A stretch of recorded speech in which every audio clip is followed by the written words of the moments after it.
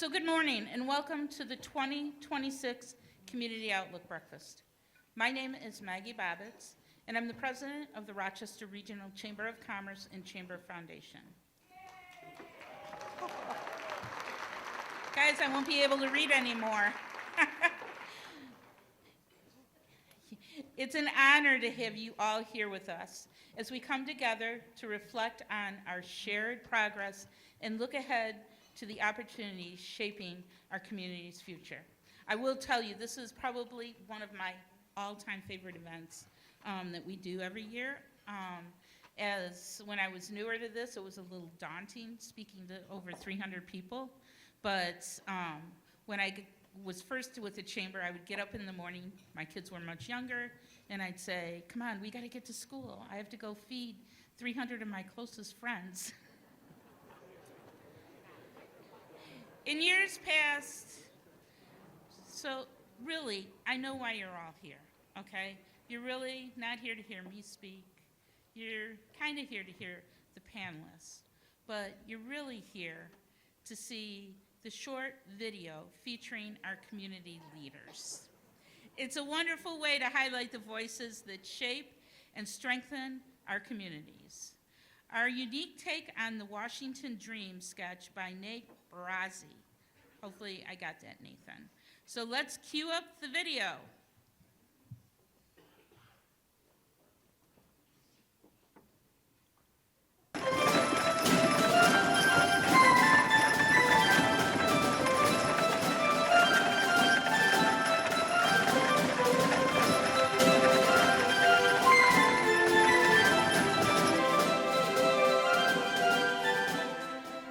Huzzah!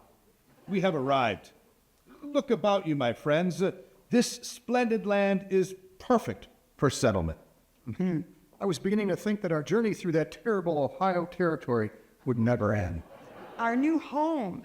It is absolutely beautiful. Here we will establish a grand community, busy with tree-lined streets and beautiful downtowns. And with innovative parks. And institutions of exceptional education. And to provide monies for all of these glorious things, citizens will gladly pay to watch our children participate in these events of sport. And pay to park their noble steeds in our downtown. And they will pay for parking in our great parks. Good luck with that one. The Rochester area will have 2 school districts with clear boundaries. One with 3 high schools, 4 middle schools, and 13 elementary schools. And what of the other? No one will know. But surely both districts will have school boards that quietly do their good work in harmony with all, correct? And we shall have many football teams. And all will triumph? The cheer teams will. We will be known for our beauty and cleanliness. The garbage shall be removed from our streets by busy workers in large trucks. And they shall arrive weekly? They shall arrive as they choose. To celebrate every holiday season, we will set our downtown ablaze. The raging inferno will draw crowds from near and far. We shall call it Lanya. Anya, what does that mean? Nobody knows. And what of the township to the north? Will they reap these same rewards of vibrancy and thriving commerce? They will be known for dirt roads and large trees. Forever? Until the end of time. And we must appoint strong leaders, men and women, to lead us into the future, serving for 20 years and onward. 20 years? Nay. You describe the tyranny of King George. I don't know. 20 years doesn't seem like a big deal to me. And the townsfolk shall convene yearly over a bountiful breakfast to hear fanciful tales from our community leaders. It will be short and focused. It will be very long, with much time and ado given to many banks, credit unions, and healthcare providers. Banks? Credit unions? My good sir, what is the difference? Nobody knows. Enough talk. Come, we must go. We have much work to do. Maggie awaits.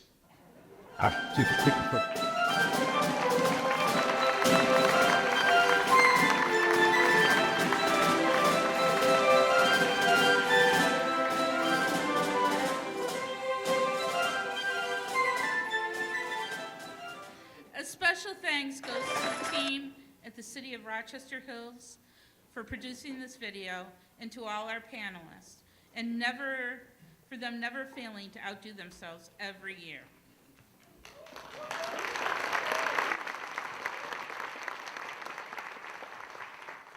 This year, we're inviting attendees to submit their questions for our panelists by either using the note cards that are placed at the center of your tables or utilizing the QR code and following the instructions to submit a question online. A chamber representative will come by to collect the cards, and time permitting, we will present selected questions from the audience during the panel discussion. I would be remiss if I didn't acknowledge my staff, the key members of the chamber team, whose support is invaluable. Nicole Condon, Membership Engagement Director, who, without her, this event would not have happened. I'm extremely lucky to have her at my side. Caitlin Bobbitt's our Marketing Administrator, who did all our lovely graphics today and has asked that all our presenting sponsors stay afterwards so that she can get pictures. Caitlin Condon, who is our intern, and probably maybe the most important person in my staff, Patrick Mulrennan, who is our accountant and money man. Without them, neither this event nor the chamber would be what it is today. Let's give them a round of applause. It's now time to introduce our moderator for today, John Young. John's the Vice President of Communications at Oakland University. He served on the Rochester Regional Chamber of Commerce Board of Directors and was chair of the Board of Directors in 2020. He's also chaired the Public Affairs Group for numerous years, and the Chamber appreciates all the time and expertise John brings to the table. Please welcome John Young.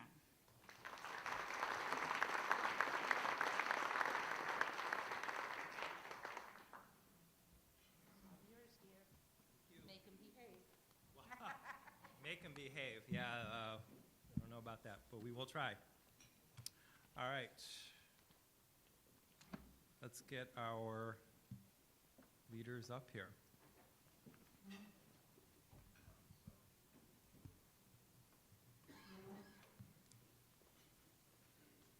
think we'll do.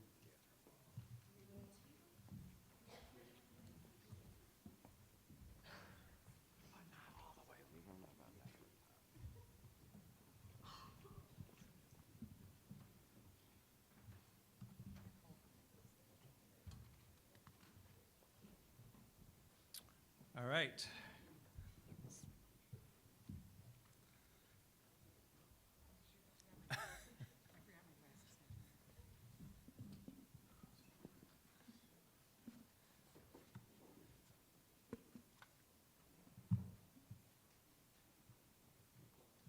I have to introduce her first, so we have to wait.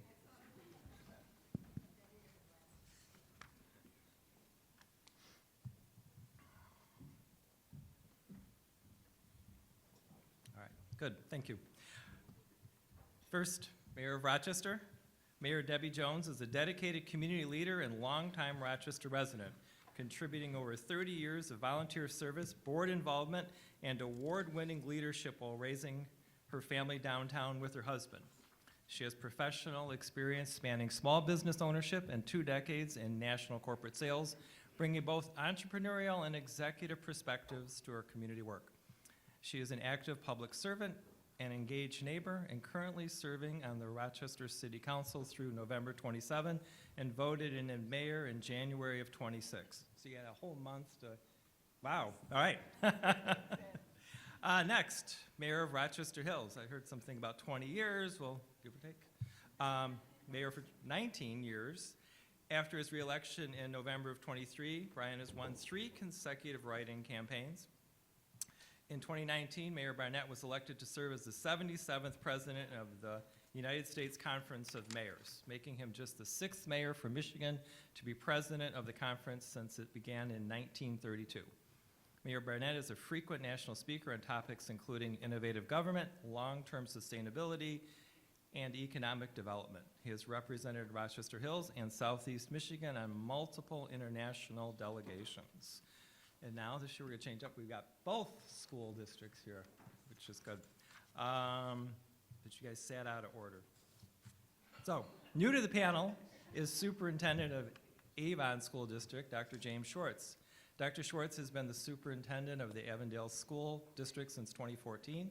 He began his career as an elementary teacher in Redford Union Schools in 1991.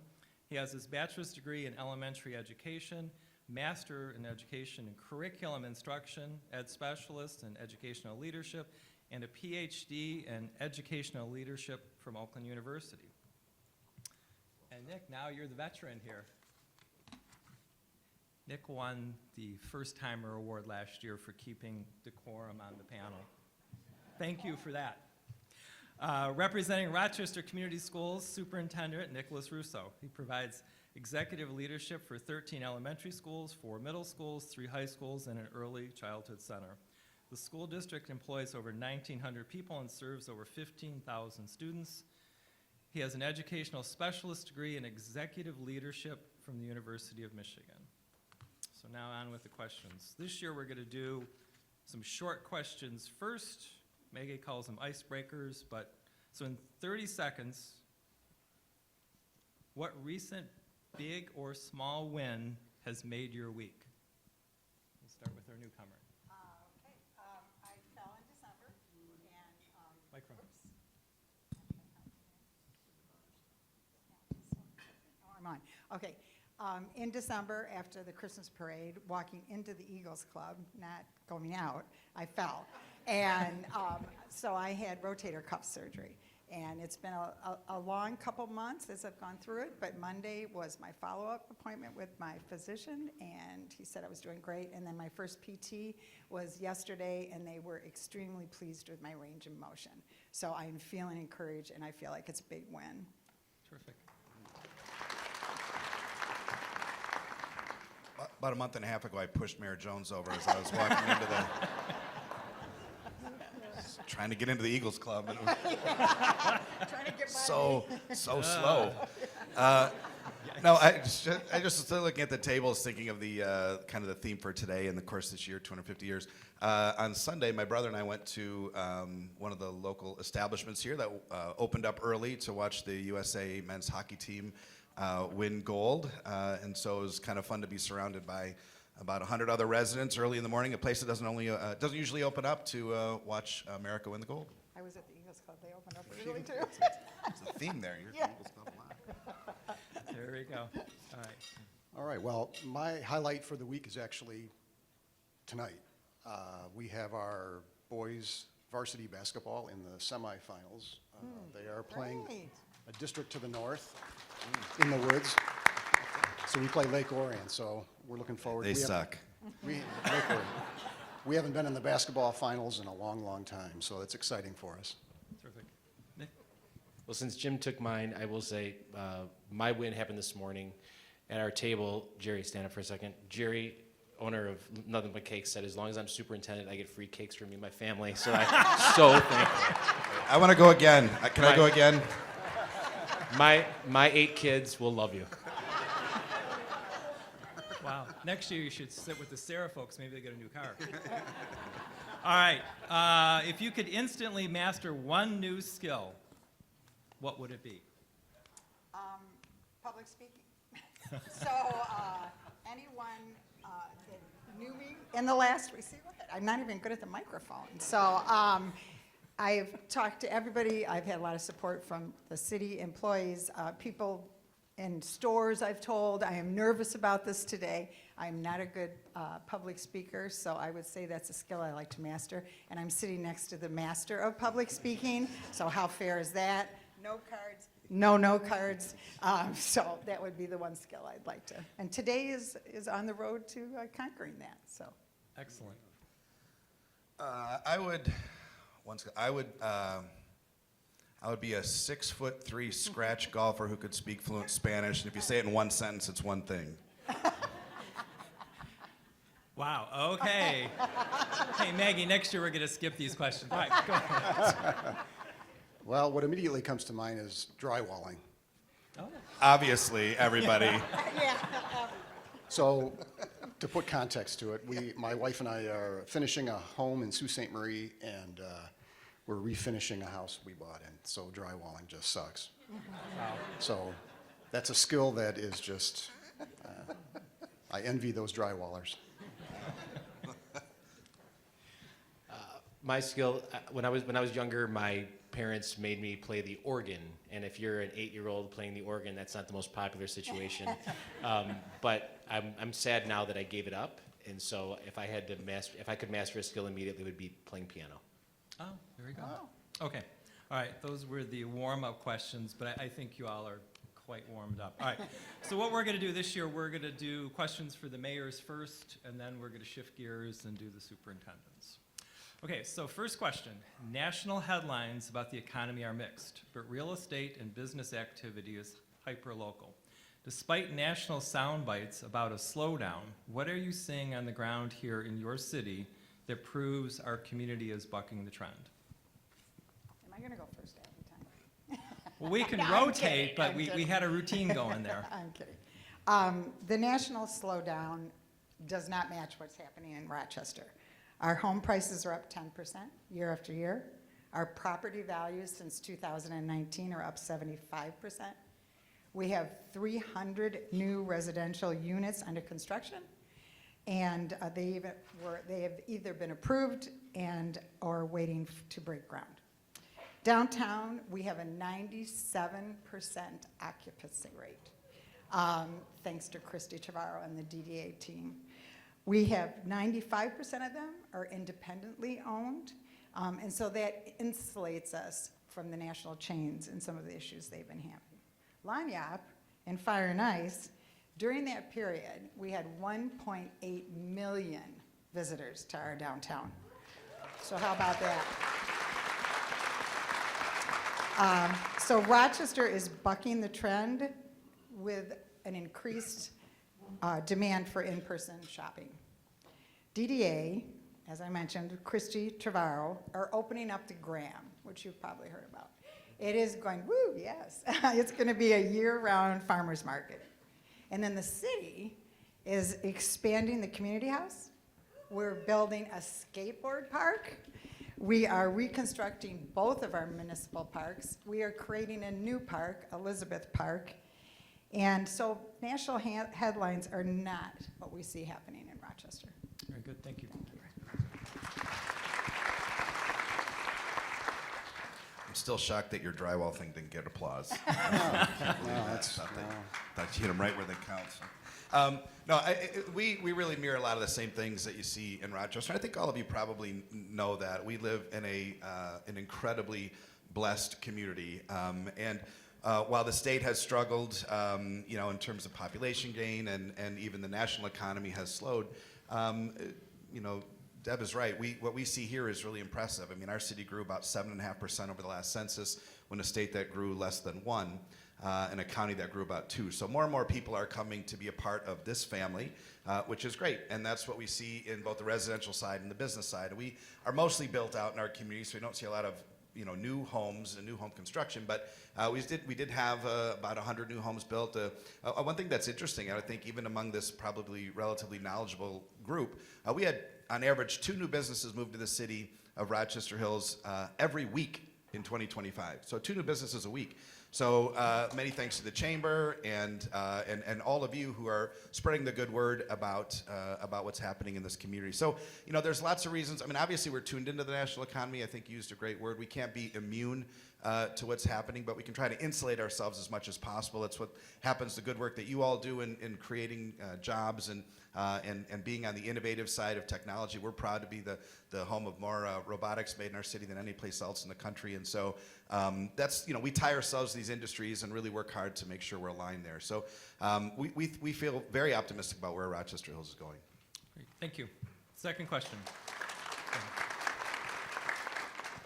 Has your city embraced AI in your daily operations, and can you share some examples?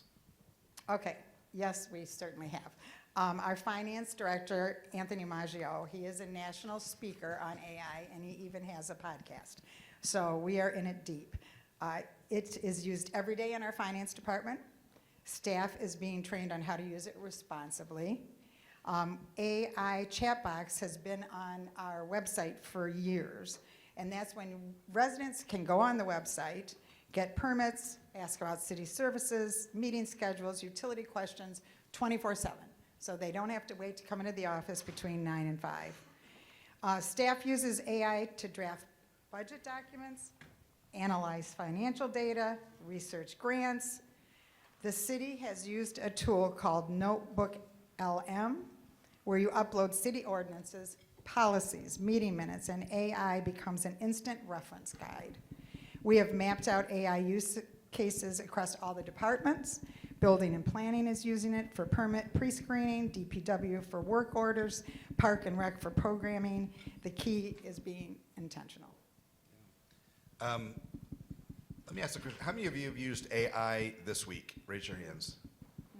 All right, yeah, that's incredible. I mean, it is overwhelming, and it's kind of one thing I've sort of been probably a little later to the game than some, but now I am absolutely tuned in, and I use it every single day. I mean, we use it as an organization.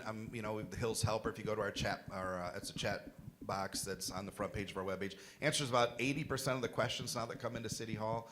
We're getting it into our building department. We want to get it in there to help streamline permits. And we use it obviously for all the normal things for communication. I'll tell you about a fun thing I did last weekend. I was in Disneyland, and it was the first time I had been to Disneyland. It's crazy because I'm a huge Disney fan. And I put an AI plan together. I said, we're going to Disney, we're arriving on this day, we're going to have these type of tickets, put together the perfect strategy for me to hit all the rides. And I kept updating it every time I do a ride. And this thing nailed it. I mean, it was looking at the the moment by moment ride wait times and having us move around the park to get there as quickly as possible. So it's amazing. I'm amazed every single day about what AI can do. And from an organizational standpoint, I want to give a shout out to our really innovative Rochester Hills teammates that are here. We want to be on the cutting edge. We have an innovative community. It's in our tagline, and I want our team to lead as it relates to AI in every single way possible. So you're going to see our city embrace it and lead with it regionally and hopefully nationally as well. Terrific, thank you. Third question. 2025 threw us some curveballs, from tariffs to rising costs and shifting consumer sentiment. However, you both have unique access to state and global leaders. As we navigate 2026, where do you see the silver linings? The single most telling indicator for a city is its tax base, and ours just crossed $1 billion. Rochester taxable value grew 6.4% to $10.1 billion in fiscal year 2025. Residential values is 75% of our base, and they were up 7%. That is people saying that they want to make their biggest purchase in our community. We issued 1,400 building permits, $25 million in construction and renovation. From a fiscal management standpoint, Rochester continues to get a AAA rating. Our net position grew again this year. Our investment is generating strong returns. That kind of fiscal cushion means that we can absorb shocks without cutting services and raising taxes. These numbers tell the story. Rochester is resilient because we've been very disciplined. Yeah, so this is an interesting question. I mean, first of all, the metrics that I said earlier and that Mayor Jones mentioned are true in our city as well. We have historically one of the lowest unemployment rates in the state. I think at the moment we're at 3.2. We have an incredibly low vacancy rate compared to most of our neighbors, which is all great. But tariffs really threw us for a loop. And I went out on a limb, and I try not to be overly political in this group, but what we did, and I think what most of you probably do as good leaders, is you ask your customers what they think, right? So we went and asked our business community under the leadership of Sarah Roediger and Pamela Valentek, what do they think about tariffs? And gosh, you would not be surprised that most of our business community was really concerned, mostly about the uncertainty and sort of the chaotic nature of the way tariffs were implemented. And so I went out and started speaking about these, and as a Republican speaking in opposition to the president's tariffs, got a pretty big microphone. We went to Ottawa and did a press conference with Prime Minister Carney and did a press conference in D.C. This was the first year in about 8 years I haven't been invited to the White House Christmas party, probably as a result. But under both presidents, President Biden and President Trump. But really, if you think about it, tariffs present a really significant challenge to our business community. Trying to understand, if you imagine if you're a owner of a small business, 40 or 50 employees, trying to figure out if you have to price a product to a company, to a big three, 6 months from now, and you get parts from Southeast Asia and you produce them in Canada, trying to imagine what that product is going to cost is really challenging, to be within a penny or two of where it's going to be. So we took the representing our residents and talked about it. But I want to take just a minute, because also I want to talk long enough that we can't take questions from the audience, because my brother and sister are here, and I do not want to take questions from them. I am a good gift giver, dang it. Do not believe what they say. There is a massive threat to home values in our communities right now, and it is legislation that was dropped last week in Lansing. I don't know if you know about this or not, and it's really challenging. I was on the front page of the Oakland Press for it yesterday. I'll talk about it super quick. It is housing bills under the guise of affordability, but they will affect every person in this room, and what they do is they strip local authority away from the locals to make any decisions related to housing, and they input a lot of sort of one size fits all. In Rochester, our minimum lot size is like 8,000 square feet. It changes the minimum lot size to 1,500 square feet, which means in your neighborhood, most of our neighborhoods are relatively homogeneous. You live in a neighborhood with 1,200 square foot houses, 1,800 square foot houses, 2,500 square foot houses. In those neighborhoods now, mobile homes will be allowed. On a place where there's one lot, there will be allowed to be 4. Duplexes will be allowed by right. They strip the city's ability to say anything about housing. It will dramatically impact your property values. We're fighting for it. I do want to say Representative Tisdale, who's here, is always on our side fighting for us. But this is the #1 challenge to local municipalities relative to housing values right now. It's serious. It's here, and it's a big challenge for us. Thank you. Yeah, thank you. All right, so here's our transition question. Set your colleagues up well. We know one thing, top business thing looking for in a community is a talented workforce. How do you view the partnership between your municipality and the school districts in ensuring we remain a destination for top talent? Okay, so we have a direct partnership with RCS, and we started this program with Karen Mulberry's help. Our high school seniors can apply to work in the fire and police departments in Rochester. So they are getting real experience, exposure to emergency services, and then hopefully the plan would be they would go on and they would want to go into that field. We've done it a year with the fire department. We just finished our first cadet with the police department, and it has been extremely successful. So thank you, Karen Mulberry. We just launched a partnership with Rochester Christian University, and what we're doing with them is they're taking their classroom experience and then they're coming into our offices and they're applying it into the municipal government setting. We've done that in finance, administration, and public works. And you can't talk about talent without talking about Oakland University. $1.9 billion in annual economic impact, 16,000 students in a medical school.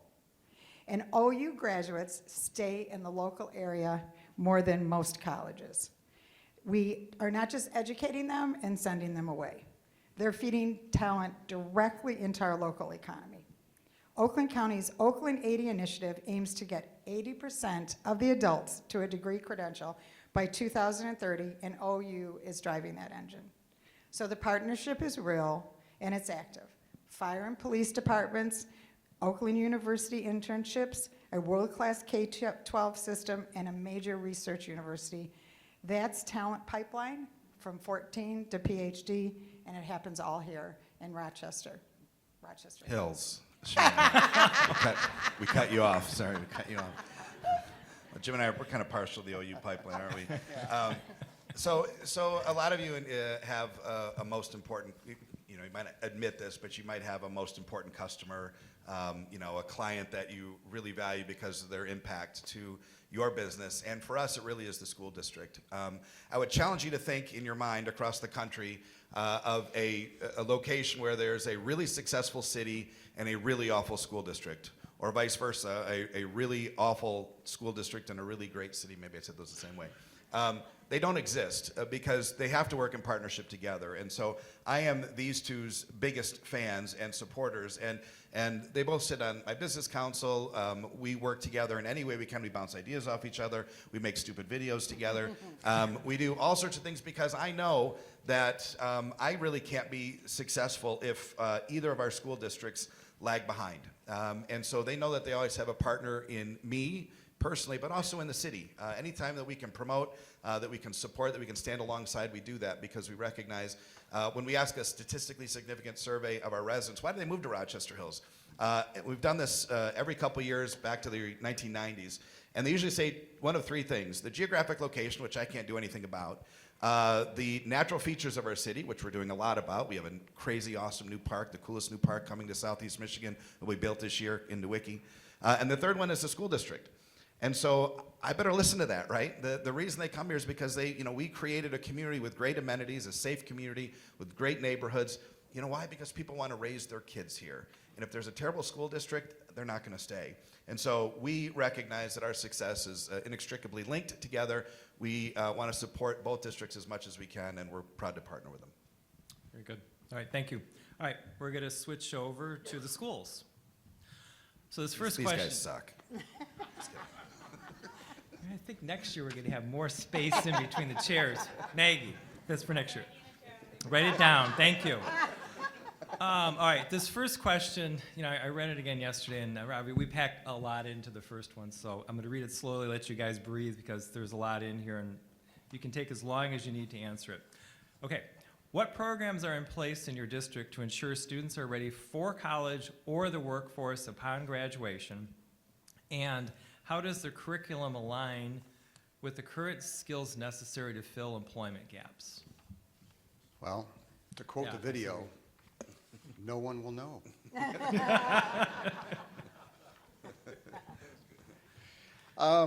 So Avondale, we've had the privilege of being having a state-recognized career in technology program, certainly led by Mr. Martin Ballard, who is with us today. So he gets a lot of the credit for putting us on the map with the state in terms of what we offer. So we have 11 state-approved CTE programs across 5 high-demand sectors: healthcare, engineering, IT, business and finance, radio and television broadcasting. We have one of the most dynamic radio stations in the area. It broadcasts, got the tallest tower, if you're into tower envy. It broadcasts to Lake St. Clair from here, so it is a student-run radio station that is getting more and more popular. So we, from a K-12 perspective in our strategic plan, we have embedded problem-based learning, project-based learning, place-based learning from kindergarten right on up, where students are involved in activities throughout their day where they are collaboratively involved in not just solving problems, but creating, inventing together in areas where there's not a predictable solution. That's the world of work, and we're starting as early as kindergarten. We have, in high school, students have endless opportunities with dual enrollment and online opportunities to excel where needed. But we have a lot of certifications that we give, CompTIA, FANUC robotics. We've got clinical medical assistance, CPR, pharmacy technician trainings, bookkeeping. We've got Adobe, Autodesk, Microsoft, any of the IT certifications. I think we're up to 40-something certifications that we offer. So bottom line is students can graduate with us with certifications. We also have shadowing, and we also have internship opportunities for our students as well. So you can get a diploma, certifications, and experience as you walk off that stage to go into the world of work. So we are always looking to partner with additional, just as you heard with Oakland University, Dr. Dulio, with inviting for shadowing experiences and internships. K-12, the same thing. Our high schoolers are thirsting for involvement in your companies to garner that experience. And in Rochester Community Schools as well. I mean, it's just, that's something that we need to get our folks into. We keep hearing about shortages in the workplace. We've got a pipeline. We just need you to use it.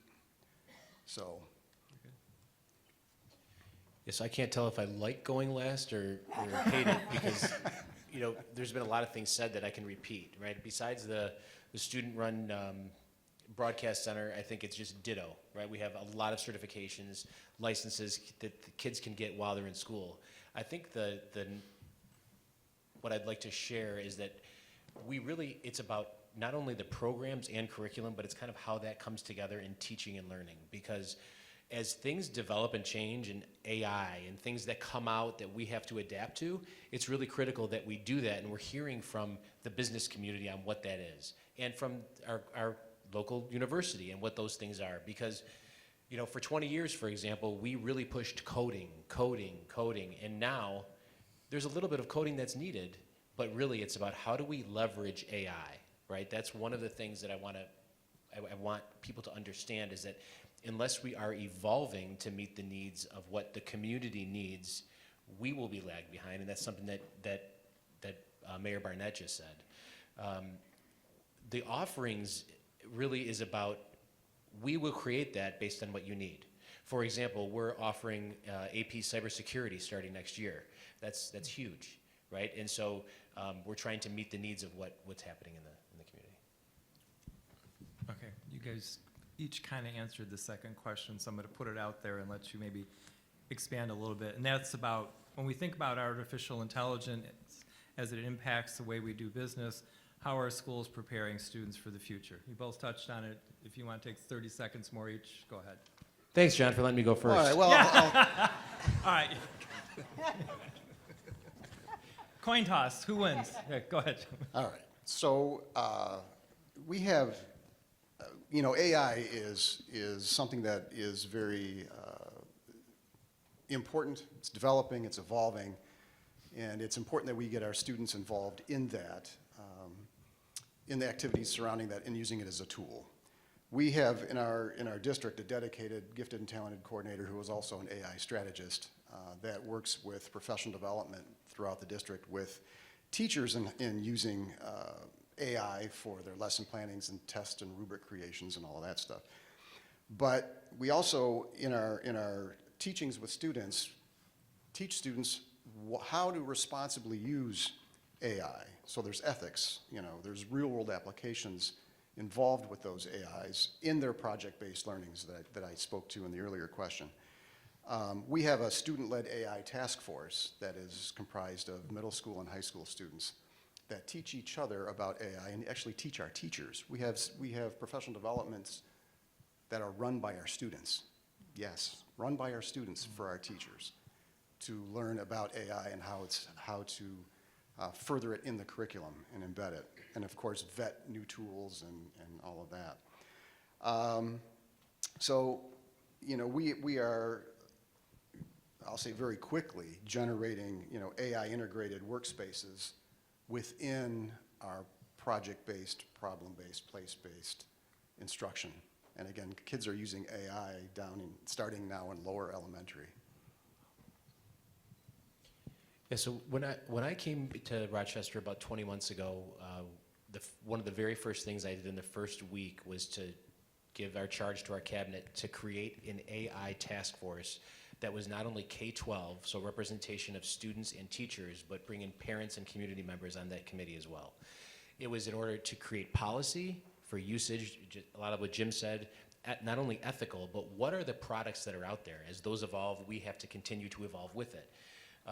Right now, we have, this is a shameless plug, I have a podcast on AI. It's called Be Inspired, and you can pull out your phones right now and put it in your Spotify queue. I'm a teacher, so I'll wait for you to do that. But I do think,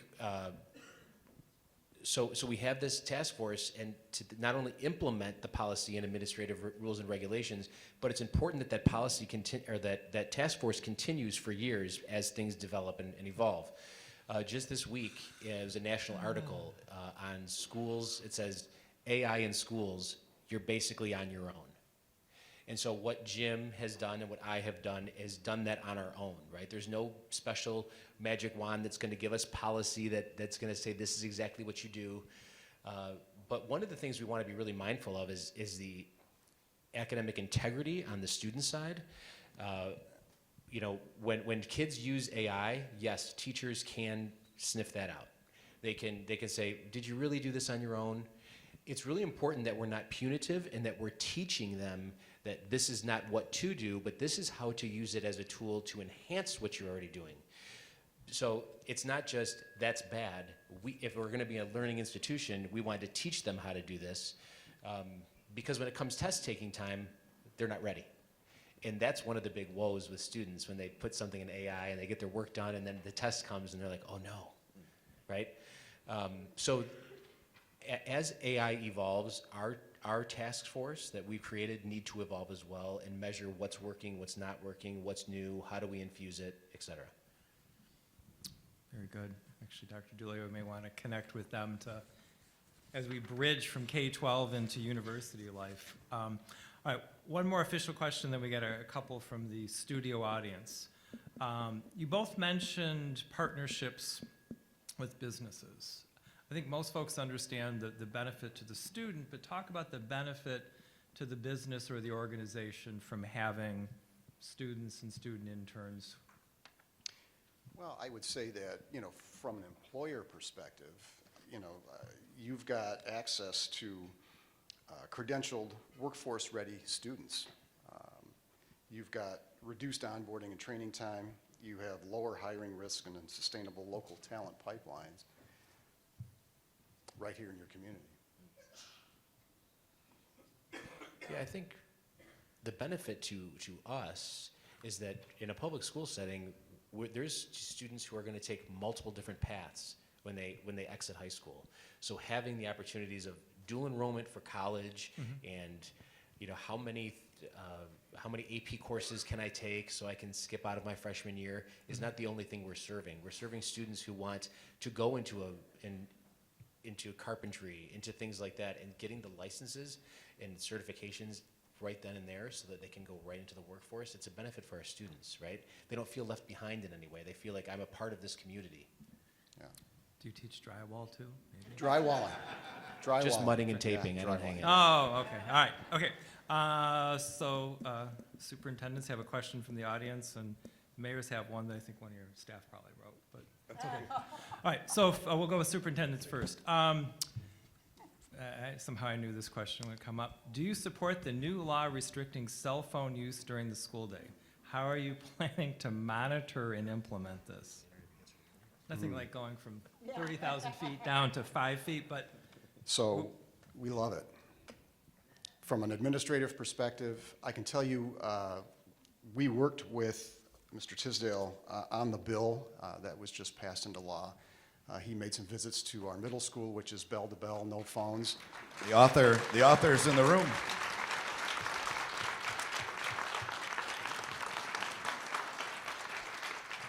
So I can say that, you know, we were proud to be instrumental in providing the data behind the information going into that bill. We've been bell to bell at the middle school now for the last couple of years.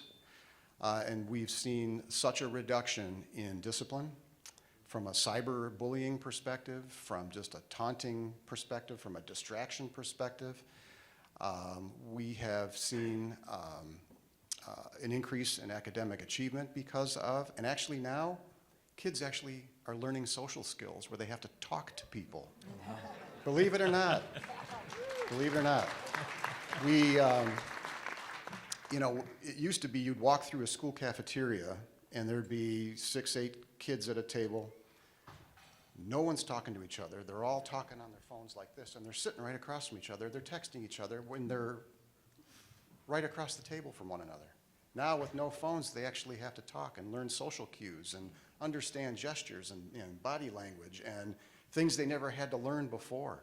It's a whole new experience. We're teaching kids about social cues in 6th grade because they were born with an iPad, you know, and got a cell phone when they were in kindergarten. I mean, those are the trends we've been seeing. So this this bill, now law, is very refreshing for us because we can get back to the business that we need to be in, and that's teaching and learning, and not have these distractions of these phones.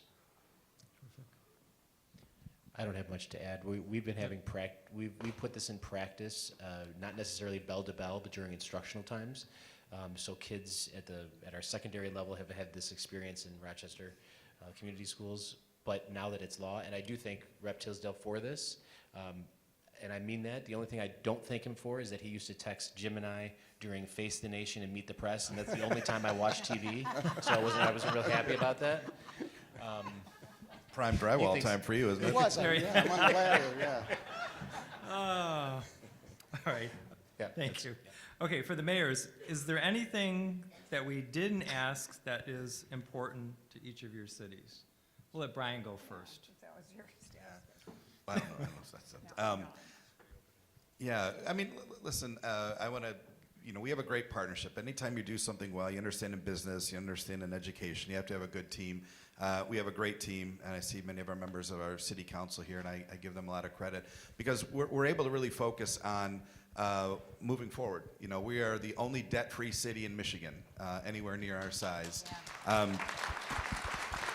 And we're utilizing that to invest in quality of life. We're building, I think it's going to be, I like to go big, America's coolest new park in Nowicki Park that'll be coming out of the ground this year. It's going to be the city's first dog park, 2 dog parks, and one dog lover in the back there. Should we have done a cat park? Would that have gone over better? Oh, see? What? Who's clapping for? Cats are terrible. I would never in my life put any effort towards building a cat park, just so you know. Oh, we were doing so well. But we're able to work on amazing things moving forward, and that's what I love about our team is we're always trying to position. We feel, last year we were recognized as one of the best places to live in America, and we want to keep moving up that list. We're number 9, and like I said, we're really proud we're able to work on a lot of things. I also want to say I also have a podcast. It's called Right Down the Street, and last year it was ranked in the top 25% of podcasts in the nation. I didn't see Be Inspired on the list, but I'm sure it probably was on there a little bit lower. That's because you inspired me to do one. Don't make now I look like a jerk. Jeez, doggone it. No, you do that fine on your own. I want to start over with my question about how I liked working with the schools. Sorry, that was a terrible setup, Deb. Rochester's amazing too, right? I feel like I need a podcast. I don't know where to go from here to there, but We have a studio here if you'd like to practice, so, yep.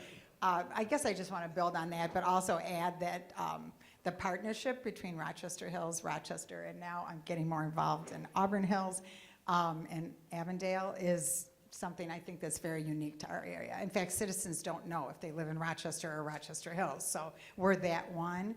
And just same thing, compliments to our city employees. Our DDA and Principal Shopping District are incredible. Everybody goes to downtown Rochester in this room, I have no doubt. We are the downtown, as evidenced in that video, for Rochester Hills, for Troy, for Shelby, and we're really proud of that. And then the other piece is just the community and the connections between our community. When I knocked on doors when I was running for office, I couldn't believe how many people we chat, and they knew my mother-in-law's, first husband, or whatever the connection was. It's like, we are still, okay, wait a minute, that wasn't right. They did not know my mother-in-law's first husband. If you really want to know the story, they dated my mother-in-law's brother at Rochester High School. We are all going to be unpacking that for like the next All hour. right, Jess. I was just speaking. See, when I don't have notes, that kind of stuff happens. So, okay. Anyway, I am so proud to be part of Rochester and to serve Rochester. And I just think everybody in this room knows how blessed we are. What we have available with the trails and with the best park in the United States that's opening up soon, and a downtown like we have, and our parks. We're happy. I'm happy. We're blessed. And thank you. Yeah, what you don't see is that we all work together. Right, Not just exactly. on this stage today, but we have regular lunches. We connect all the time, text groups all the time. I don't know if that's normal across every community in Southeast Michigan. It's certainly not normal across the country, but we are constantly sharing ideas. And this doesn't happen once a year for the Community Outlook Breakfast. It happens almost every week. Good. All right.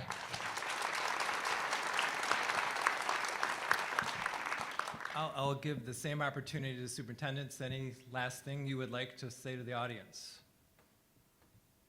I'll let you decide who goes first. I'll take next time. And now you let me go first? Yeah, go ahead, go ahead. You know, I think that what I'd like people in this room to leave with knowing is that what we're doing in Rochester Community Schools specifically, our focuses, our foci, I should say, are literacy, safety and security, and improving the experiences of secondary students so that when they leave their senior year, they have multiple pathways to choose from. And I think during the COVID years, and we try to put that as much as we can on our side view mirror, it's behind us. For what the experience was for students and families, that is a very different experience than what you're having now in Rochester Community Schools. And no one will know. That's great. Yeah, in Avondale, you know, it's much the same. We are in a different world post-COVID, and you know, it is when we talk about how we, you know, our focus is really moving towards the progression and the teaching of all students. The mental health issues are out the roof. And schools have been shouldered with the responsibilities to somehow fix this nation's mental health problems. And so, you know, we collectively are working to that end and are putting in a lot of interventions and coaches and supports along the way to raise the bar for all kids. In Avondale, we are very, I'll say we hold very firm the notion of teaching to raise the bar for all abilities. And one of those abilities is gifted and talented. You may know we opened a gifted and talented magnet school that's been in very high demand since we opened it back in 2017. We are now expanding on that for the K-1 population and the 9 through 12 population because that is a population that is typically ignored in schools because they know it. So that is also because of that mentality, that is the group that nationally has got the highest dropout rates, are the kids that become bored and disenfranchised with school. So we've taken it upon ourselves to create programs to really benefit and challenge those students and put them on a trajectory that they would not be on in any other schools until this state recognizes gifted and talented, which it does not, like other states do. So, so that's something that, you know, has made Avondale kind of unique in this region, is that focus on teaching to those abilities, and particularly the gifted and talented ability levels. Thank you. All right, that concludes. Let's give a round of applause to our panelists.